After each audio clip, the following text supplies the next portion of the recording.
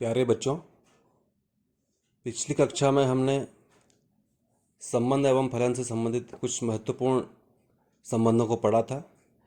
जैसे कि संबंध क्या होता है, रिक्त समुच्चय, रिक्त संबंध, सार्वत्रिक संबंध और तुल्यता संबंध। तो हमने कहा तुल्यता संबंध क्या होता है, यदि कोई संबंध स्वतुल्य है, सम्मित है और संक्रामक, तो वो संबंध को हम तुल्यता संबंध कहते हैं। हमने स्वतुल्य पढ़ा था, सम्मित पढ़ा था और संक्रामक संबंध को पढ़ा था। इस कक्षा में हम इस पर आधारित प्रश्नावली 1.1 के प्रश्नों को हल करेंगे। मैं प्रश्नों को नहीं लिखूंगा, मैं केवल यहाँ पर हल करके दिखाऊंगा आपको।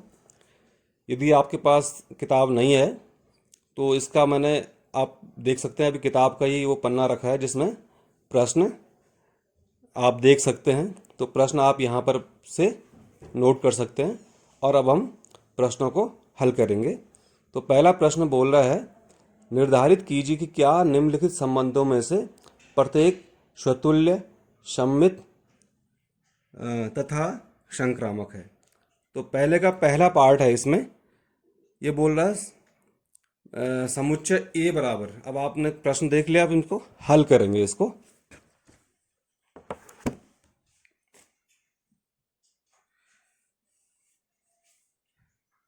पहले का पहला पार्ट है, समुच्चय ए दिया है इसने,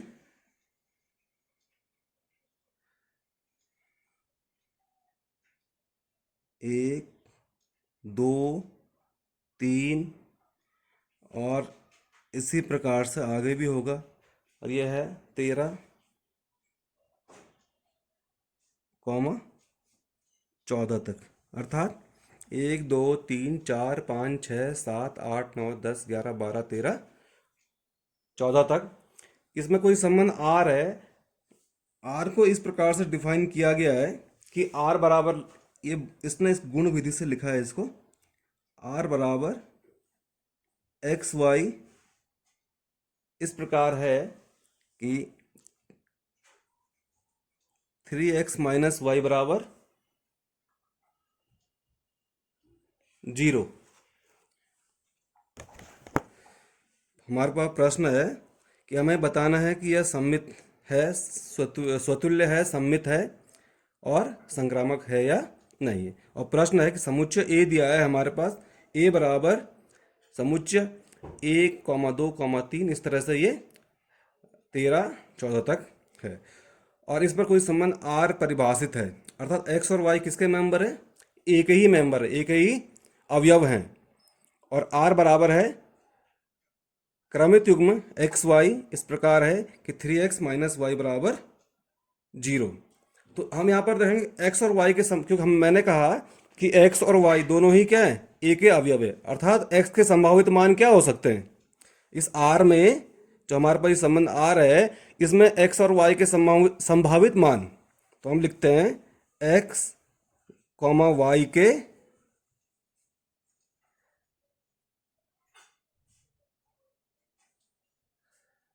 संभावित मान क्या हो सकते हैं। ये दोनों के लिए है, एक्स के लिए भी है और वाई के लिए भी है। तो भाई जो ए होगा, ए के जितने भी मेंबर होंगे, है ना, 1, 2, 3, 4, 5, 6, 7, 8, है ना, और सो ऑन सो, और कहाँ तक है ये, 14 तक है ये, ठीक है। अब हम यहाँ पर चेक करेंगे कि जब x का मान, क्योंकि हम 3x माइनस वाई बराबर 0 है, तो जब x बराबर क्या होगा, हमें क्रमित आर के जो ये है, इसको रोस्टर रूप में निकालने के लिए हमें x और y के अलग अलग मान चाहिए। तो x बराबर, जब x बराबर 1 के लिए, है ना, तो हम देख रहे हैं कि 3x माइनस वाई यानी कि 3 इंटू 1 माइनस वाई हमने इसमें रख दिया, क्योंकि ये संबंध क्या है, 3x माइनस वाई बराबर 0, जो ये शर्त इसको पूरा करना चाहिए। तो 3 इंटू 1 माइनस वाई बराबर 0। तो इससे हम क्या करेंगे, हमें y बराबर कितना मिल जाएगा, 3 इंटू 1 3, 3 माइनस वाई बराबर 0, अर्थात y बराबर कितना मिल जाएगा हमें 3। उसी प्रकार से हम जो हमारे पास ये शर्त दी गई है, ये कंडीशन दी गई है कि 3x माइनस वाई बराबर जीरो, इसमें हम क्या करेंगे, जब हम x बराबर 2 रखेंगे,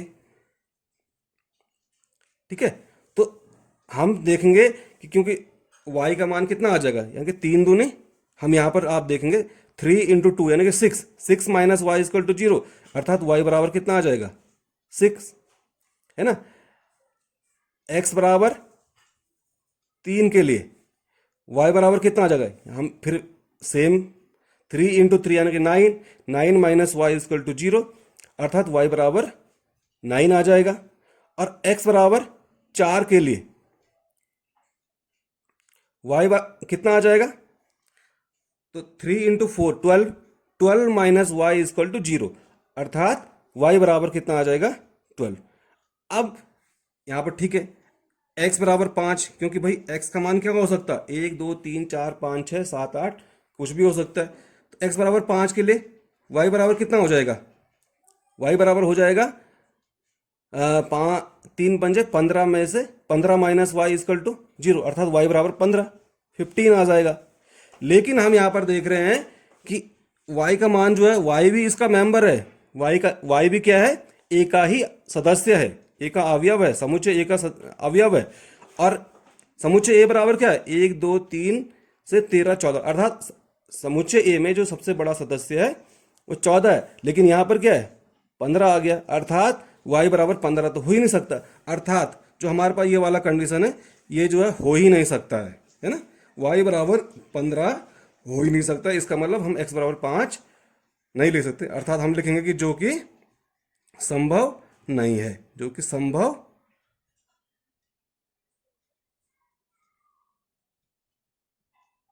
नहीं है। तो इससे हमें क्या मिल गया, हमारे पास जो क्रमित युग्म आर निकला है वो क्या निकला है, एक तो आएगा 1 और 3, दूसरा आएगा 2, 6, तीसरा आएगा 3 9। इस तरह से हम आर को हम रोस्टर रूप में लिखते हैं, ठीक है। तो आर क्या आ जाएगा यहां से, therefore R is equal to, है ना, आर भी एक समुच्चय है, संबंध, ये संबंध आर है, ये आ जाएगा 1, पहला क्रम 3, फिर दूसरा आ जाएगा 2, 6, फिर आ जाएगा 3, 9, फिर आ जाएगा 4, 12, और ये यहाँ तक। अब आप देख रहे हो कि हमने 5, 15 या 6, ये आगे नहीं लिखा, क्योंकि हमने कहा कि ये संभव ही नहीं कि y बराबर 15 हो ही नहीं सकता है ना।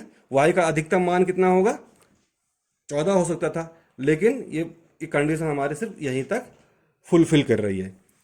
तो अब हम इसके लिए देखेंगे कि क्या यह स्वतुल्य है।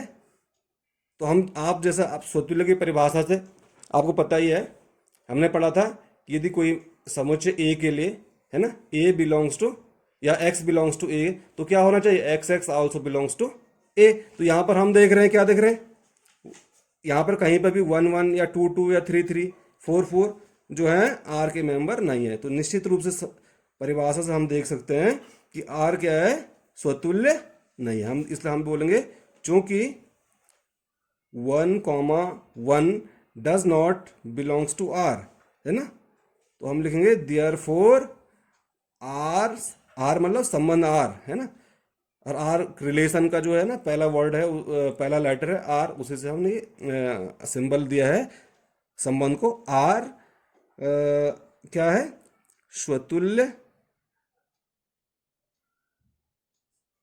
नहीं है। नेक्स्ट हम देखते हैं कि ये सममित है या नहीं है, सिमेट्रिकल। तो हमने क्या देखा था, हम एक बार फिर से हम परिभाषा पे जाते हैं, अपनी मेमोरी में लाते हैं परिभाषा को। तो हमने देखा था वहाँ पर यदि माना एक्स वाई बिलोंग्स टू, यदि एक्स वाई जो है किसी समुच्चय ए के अवयव हैं और क्रमित युग्म एक्स वाई आर का सदस्य है, और उससे हमें पता चलता है कि वाई क्रमित युग्म वाई एक्स भी आर का सदस्य है, तो हम कहते थे कि वहाँ पर वो क्या है, सममित है। लेकिन हम देख रहे हैं यहाँ पर, आप देख सकते हैं, ये यहाँ पर हमने लिखा है 1 3 बिलोंग्स टू आर, है ना। हम देखेंगे चूंकि 1 3 belongs to R does not, अच्छा ऊपर वाले प्रश्न में हम देखेंगे 1 1 does not belongs to R लिखेंगे यहाँ पर, ठीक है। और यहाँ पर हम देखेंगे 1 3 बिलोंग्स टू आर, हमें बताता है कि 3 1 does not belongs to R. इसका मतलब क्या है भाई, ये सम्मित की परिभाषा को संतुष्ट नहीं कर रहा है। तो इसका ये तात्पर्य हुआ कि इसलिए आर क्या है, सम्मित नहीं है, आर सम्मित नहीं है। नेक्स्ट हम देखेंगे कि हम चेक करेंगे कि यह संक्रामक है या नहीं है। तो संक्रामक में हमने कहा था कि संक्रमण, अब हमने देखा कि चलो 1 3 है ना, अब हम इसको समझ लेते हैं। 1 3 बिलोंग्स टू आर, और दूसरा हम देख रहे हैं कि 3 9 भी आर का मेंबर है, लेकिन 1 9 जो है आर को बिलोंग नहीं कर रहा है ना। हमने ये तो देखा था कि यदि x y belongs to R, और दूसरा क्रमित वाई जेड से हमें क्या बिलोंग्स टू आर, हमें मिलता था कि x z also belongs to R, तो हम बोलते कि वो क्या है, संक्रामक है। लेकिन यहाँ पर 1 3 आर के जो क्रमित युग्म जो है 1 3 आर का सदस्य है, और क्रमित युग्म 3 9 भी आर का सदस्य है, लेकिन क्रमित युग्म 1 9 है ना, क्रमित युग्म 1 9 डज नॉट बिलोंग्स टू, ये है ना, बिलोंग्स टू को साइन है, इसको हम नहीं करते तो डज नॉट बोलेंगे। 1 9 does not belongs to R, तो इसलिए हम क्या बोलेंगे, इसलिए क्या है, आर संक्रामक नहीं है, आर संक्रामक नहीं है। ये हमारा पहला प्रश्न हो गया। अब हम पहले का पहला प्रश्न है, क्वेश्चन नंबर सेकंड पे जाएंगे हम। क्वेश्चन नंबर फर्स्ट का ये जो है फर्स्ट का सेकंड क्वेश्चन है हमारा, इस पे जाते हैं और ये देखते हैं इस क्वेश्चन क्या है। आप फिर से आप पहले शुरुआत में मैंने प्रश्न बताया, यदि आपके पास बुक नहीं है, क्योंकि लॉकडाउन के कारण बुक सेलर भी बंद है, उनके पास किताबें नहीं आ पाई, तो आप यहाँ पर से प्रश्न दूसरा है हमारे पास, प्राकृत संख्याओं के समुच्चय n, है ना। अब हम यहाँ पर डिफाइन कर रहे हैं प्राकृत संख्याओं का समुच्चय n। n का मतलब आपको पता ही है कि हम पिछली कक्षा में पढ़ चुके हैं। n क्या है, प्राकृत संख्याओं का समुच्चय। हम इसको इस तरह से डिफाइन कर सकते हैं 1 2 3 एंड सो ऑन सो, और इसी प्रकार से आगे भी होगा। और इसमें ये बोल रहा है, इसमें एक संबंध r को डिफाइन किया गया है, r बराबर है क्रमित युग्म एक्स वाई, है ना। आगे बोल रहा है इस प्रकार है कि y बराबर x प्लस 5, और साथ में तथा x इज लेस देन 4, तथा x इज लेस देन 4, हमारे पास ये कंडीशन दी गई है। तो x बराबर क्या होगा भाई, x इज लेस देन 4, यानी कि x बराबर क्या हो सकता है, 1 2 3, ठीक है, तीनों ही। और y बराबर क्या हो सकता है इसके अकॉर्डिंग, y बराबर क्या है, अब जब x बराबर 1 होगा तो 1 प्लस 5, y बराबर क्या हो सकता है, अगर हम इसको यहाँ पे ये समुच्चय, अगर हम इसको ऐसे दिखाएं y बराबर 1 प्लस 5, फिर जब y x बराबर 2 होगा तो 2 प्लस 5 यानी कि 7, और ये 8, अर्थात 6 7 8, y बराबर कितना हो सकता है, 6 7 8। और इसको यदि हम r को जो है रोस्टर रूप में लिखते हैं तो r बराबर हो जाएगा 1 6 2 7, और तीसरा जो मेंबर हो जाएगा, तीसरा क्रमित 3 8। अब हमारे पास क्या आ चुका है,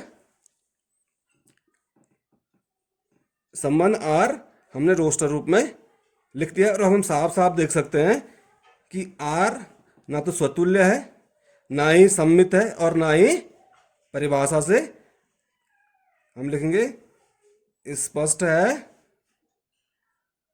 r ना तो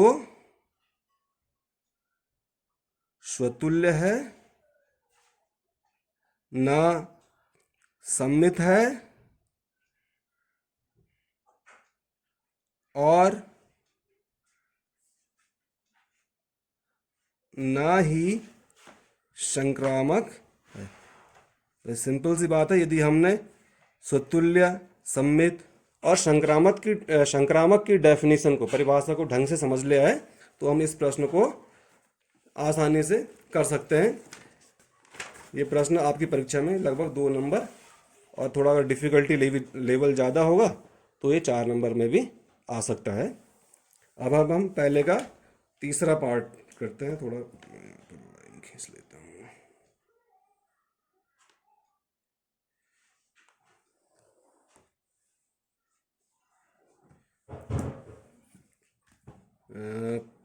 पहले प्रश्न का पहले का हम थर्ड पार्ट को देखते हैं यहाँ पे। तो थर्ड पार्ट ये बोल रहा है, समुच्चय ए इसने डिफाइन किया है। समुच्चय ए बराबर है 1 2 से लेकर और 6 तक। 1 2 3 4 5 और 6। और संबंध आर बराबर इसने दिया है कि एक्स वाई और वाई भाज्य है एक्स से। क्रमित युग्म एक्स वाई और वाई भाज्य है, मतलब जो द्वितीय अवयव है क्रमित युग्म का, वो भाज्य है किससे? पहले वाले अवयव से। वाई भाज्य है एक्स से। ठीक है, अब हम इसको लिख लेते हैं। इसको रोस्टर फॉर्म में अगर लिखेंगे तो आर बराबर क्या हो सकता है? ये बोल रहा है, मतलब जो अगर हम x बराबर 1 लेते हैं तो 1 जो है 1 को भाज्य करता है, 1 जो है 2 को भी, 2 भी भाज्य है 1 से, 1 3। इस तरह से हम देखेंगे तो ये क्या हो जाएगा, ये 1 6, अर्थात 1 1 1 2 1 3 1 4 1 5 और 1 6। ठीक है, ये तो 1 से हो गया। लेकिन जब हम 2 से करेंगे तो 2 से 1 में तो होगा नहीं, लेकिन 2 में हो जाएगा। 2 से जो है 3 जो है 2 से भाज्य नहीं होगा, लेकिन क्या हो जाएगा, 4 हो जाएगा। अच्छा, 2 से जो है 5 तो होगा नहीं, लेकिन क्या होगा, 6 हो जाएगा। अब 3 से देखेंगे तो 3 से क्या होगा, 3 भाज्य होगा, और 3 से 6 भी भाज्य होगा। 4 से देखेंगे तो 4 से केवल 4 भाज्य होगा और कोई अन्य मेंबर नहीं। और 5 से भी केवल 5 भाज्य होगा और 6 से भी केवल 6 भाज्य होगा। तो इस प्रकार से हमने इसको रोस्टर रूप में लिख दिया है। अब हम चेक करते हैं कि यह सम्मित है या नहीं है। तो हम देख रहे हैं, देखो चूंकि देखो 1 1 2 2 3 3 4 4 ये सारे ही क्या है, मतलब 1 बिलोंग्स टू ए। एक जो है ए का अवयव है, 2 ए का अवयव है, 3 ए का अवयव है, 4 ए का अवयव से हमें क्या मिल रहा है, हमें मिल रहा है कि 1 1। हम तो लिखेंगे चूंकि 1 1 कॉमा 2 2 कॉमा 3 3 कॉमा 4 4 ये सारे जो है आर के सदस्य हैं। इसका मतलब क्या है, आर क्या है, स्वतुल्य है। ठीक है, आर स्वतुल्य। सेकंड हम देखते हैं कि यह क्या सम्मित है। ये तो सम्मित में क्या होना, जैसे हमने बोला कि 1 2 या 1 3 ये किसके अवयव हैं, क्योंकि 1 2 कॉमा 1 3 या और भी आगे ऐसे हो सकते हैं, हम पूरे नहीं लिख रहे हैं, हम सिर्फ 2 ही लिखते हैं, 2 ही क्रमित। ये आर के अवयव है। लेकिन भाई 1 2 है तो 2 1 भी तो होना चाहिए, लेकिन हम देख रहे हैं यहाँ पर 2 1 जो है आर का अवयव नहीं है। उसी प्रकार 3 1 भी आर का अवयव नहीं है ना। तो हम लिखेंगे यहाँ पर 2 1 या 3 1 या 4 1 ये सारे जो हैं आर के अवयव नहीं है। तो इसका मतलब क्या है, इसलिए आर सममित नहीं है। आर सममित नहीं है। थर्ड हम देखते हैं कि आर क्या संक्रामक है या नहीं है। तो अब हम यहाँ पर चेक करेंगे। देखो 1 1 2 क्या है, चूंकि हम एक एग्जांपल लेते हैं यहाँ पर 1 2 बिलोंग्स टू आर, और दूसरा जो है 2 4 बिलोंग्स टू आर। और हम साथ साथ ये भी देख रहे हैं इस प्रश्न में कि 1 4 जो लिखा नहीं है 1 2, अगर हम बीच, हमने जब परिभाषा पढ़ी थी संक्रामक की तो हमने बोला था कि ये बीच वाला हम गायब कर दें, तो 1 4, अब 1 4 भी क्या आ रहा है, इसका सदस्य आ रहा, अवयव आ रहा। इसका मतलब है इंप्लाइज कि आर क्या है, संक्रामक है। तो अर्थात हमने यहां से क्या निकाला है इस प्रश्न में कि आर स्वतुल्य है, आर सम्मित नहीं है। तो हम ये निकालेंगे आर स्वतुल्य तथा आर स्वतुल्य तथा संक्रामक है, लेकिन आर सम्मित नहीं है। यह हमारा पहले का थर्ड पोर्शन, थर्ड पार्ट हो जाएगा। अब हम फोर्थ देखते हैं सॉल्व, क्योंकि वीडियो की एक लिमिट होती है, टाइम लिमिट। ज़्यादा लिमिट में जो है घर पे रहते हुए आजकल कम संसाधनों में हमें काम चलाना पड़ रहा है, तो इसको मैं मौखिक ही बता देता हूँ। ये है यहाँ पर आपका क्वेश्चन नंबर जो 4 है, 1 का 4 आप देख सकते हैं। समस्त पूर्णांकों के समुच्चय z में r बराबर x। अब यहाँ पर देखेंगे ये पूर्णांकों के समुच्चय z है, मतलब ऋण पूर्णांक भी होंगे, धन पूर्णांक भी होंगे और शून्य भी इसमें आएगा।